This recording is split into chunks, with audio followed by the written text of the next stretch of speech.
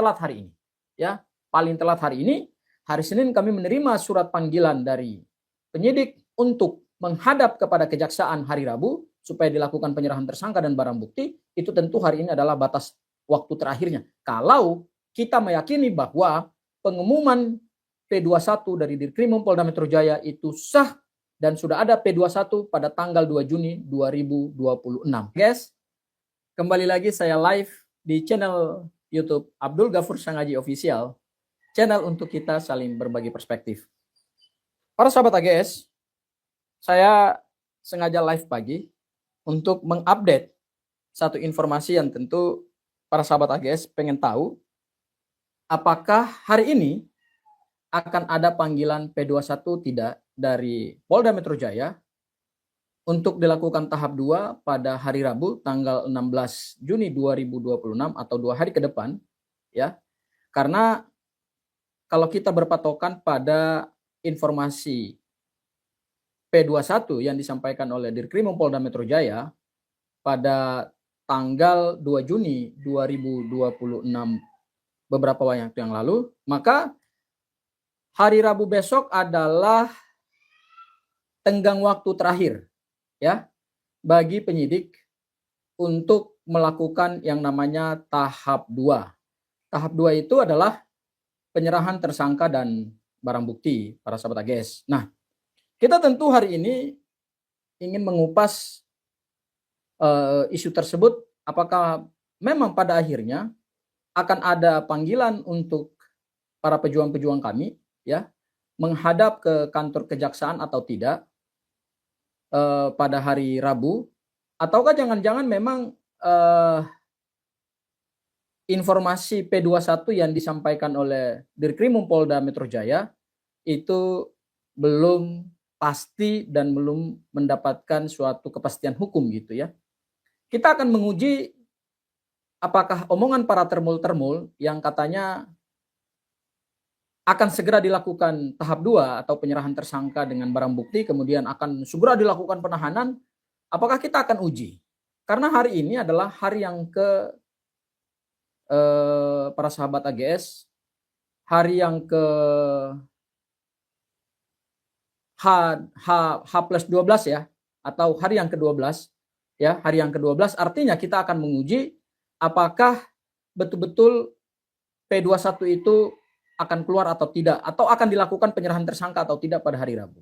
Karena gini, berdasarkan aturan yang berlaku di internal kejaksaan dan berdasarkan juga ketentuan hukum acara pidana, maka penyerahan tahap 2 atau penyerahan tersangka dan barang bukti itu batas waktunya adalah 14 hari. Ya, batas waktu maksimal bagi penyidik untuk menyerahkan tersangka dan barang bukti itu adalah 14 hari. Jadi tidak boleh lewat dari 14 hari. Itu ketentuan yang berlaku di dalam hukum acara pidana dan itu dipedomani oleh internal kejaksaan. Nah, kalau kemudian kita hitung dari tanggal 2 Juni 2026 sampai kemudian hari ini tanggal 15 Juni 2026, berarti para sahabat AGS sebenarnya batas waktu penyerahan tersangka itu memang sudah hampir melampaui batas waktu gitu ya. Dan kita akan menguji apakah hari ini hari yang ke-12 ya, hari yang ke-12, apakah hari ini akan keluar namanya surat panggilan kepada para tersangka untuk dilakukan tahap 2 pada hari Rabu, karena ingat besok itu adalah tanggal 1 Muharram 1448 Hijriah, sehingga tentu tidak mungkin di hari libur itu akan diberikan surat panggilan kepada para tersangka.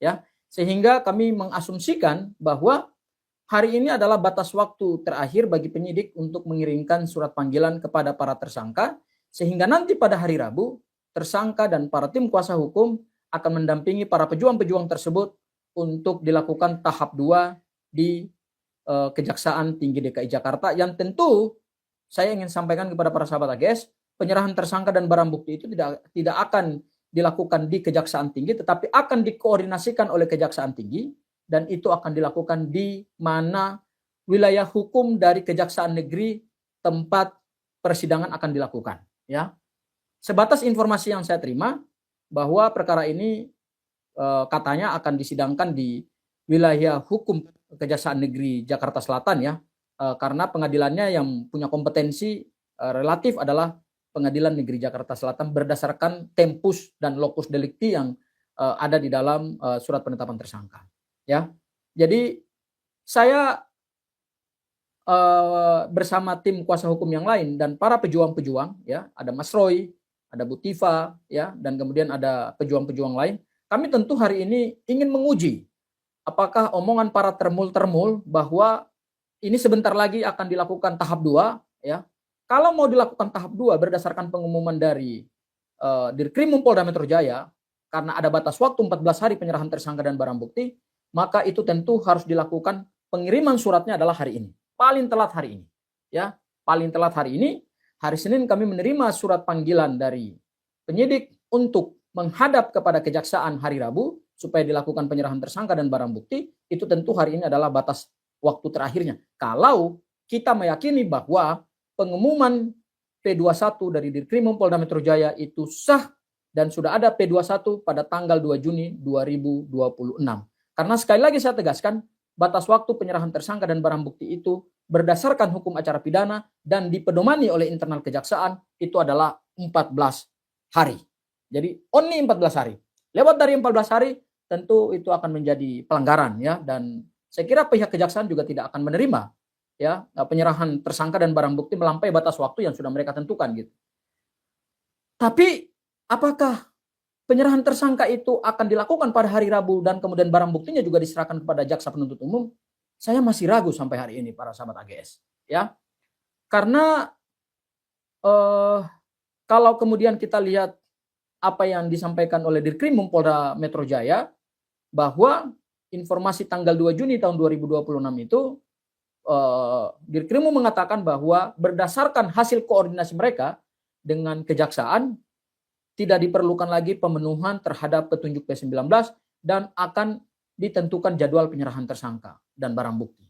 Saya kira pernyataan ini masih bersayap ya, masih sangat bersayap dan tidak menimbulkan kepastian hukum, tetapi kemudian diinterpretasikan oleh para termul-termul itu bahwa seolah-olah kejaksaan telah menyatakan berkas perkara para pejuang kami itu dinyatakan P21. Saya kira ini adalah penafsiran yang pada akhirnya membuat ruang publik menjadi gaduh. Apalagi bukan hanya mereka tafsirkan itu P21, tetapi bahkan mereka meminta untuk dilakukan penahanan gitu ya.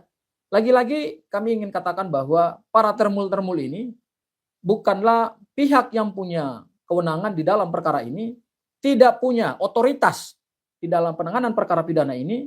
Mereka bukan pihak pelapor, mereka tidak punya legal standing atau kedudukan hukum dalam perkara pidana ini. Mereka lah hanya supporter ya. Mereka itu namanya aja relawan.